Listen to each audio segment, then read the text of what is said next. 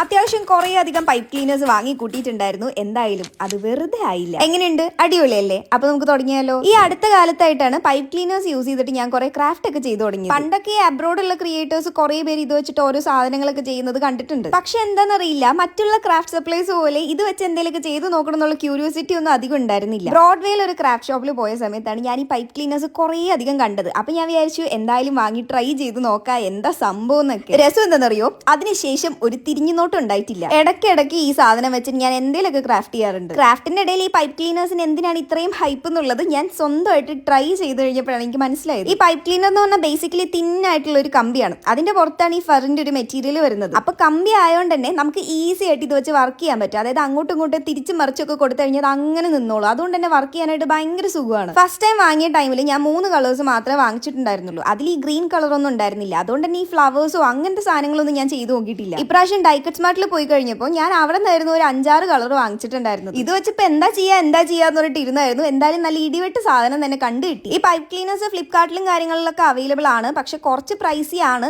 ഇവിടെ ഞാൻ ലിങ്ക് എന്തായാലും കൊടുക്കാം. ഓഫ്ലൈൻ ആയിട്ട് വാങ്ങുകയാണെങ്കിൽ ഇതിനേക്കാളും ചീപ്പായിട്ടൊക്കെ നമുക്ക് കിട്ടും. എറണാകുളത്തൊക്കെ ആണെങ്കിൽ ബ്രോഡ്വേയിലെ എല്ലാ കടകളിലും ഇതൊക്കെ കിട്ടും. വാങ്ങുമ്പോൾ കുറച്ച് ബേസിക് ആയിട്ടുള്ള കളേഴ്സ് ഒക്കെ വാങ്ങാൻ ശ്രമിക്കുക. പ്രത്യേകിച്ച് ഈ ഗ്രീൻ കളറൊക്കെ വാങ്ങി കഴിഞ്ഞാൽ നല്ല അടിപൊളിയായിട്ടുള്ള ഫ്ലവേഴ്സ് ഒക്കെ നമുക്ക് ചെയ്തെടുക്കാൻ പറ്റും. പോരാത്തതിന് സ്കൂളിലെ വർക്ക് എക്സ്പീരിയൻസിൽ ഫ്ലവർ മേക്കിങ്ങിനൊക്കെ നല്ല അടിപൊളി ഫ്ലവേഴ്സ് ഇത് വെച്ച് നമുക്ക് ഉണ്ടാക്കിയെടുക്കാൻ പറ്റും. ഞാൻ പഠിക്കുന്ന ടൈമിൽ അങ്ങനെ പൈപ്പ് ക്ലീനേഴ്സ് വെച്ചിട്ട് ഫ്ലവേഴ്സ് ഉണ്ടാക്കുന്നൊന്നും ഞാൻ എവിടെയും കണ്ടിട്ടില്ല. ഇപ്പൊ ഇതൊക്കെ നമുക്ക് ഈസിലി അവൈലബിൾ ആയിട്ട് കിട്ടുമല്ലോ. അപ്പൊ ഇത് വെച്ച് പുതിയ ഡിസൈൻസ് ഒക്കെ ഉണ്ടാക്കാൻ പഠിച്ചു കഴിഞ്ഞാൽ നമുക്ക് ഈസി ആയിട്ട് വിൻ ചെയ്യാൻ പറ്റും. വിചാരിക്കുന്ന പോലെ അത്രയ്ക്കും ടൈം ഒന്നും എടുക്കുന്നില്ല. ഈസി ആയിട്ട് നമുക്ക് ചെയ്തെടുക്കാൻ പറ്റും. പിന്നെ ലാസ്റ്റ് ആയിട്ട് നമുക്കൊരു പൊടിക്കൈയും കൂടെ ചെയ്യാനുണ്ട്.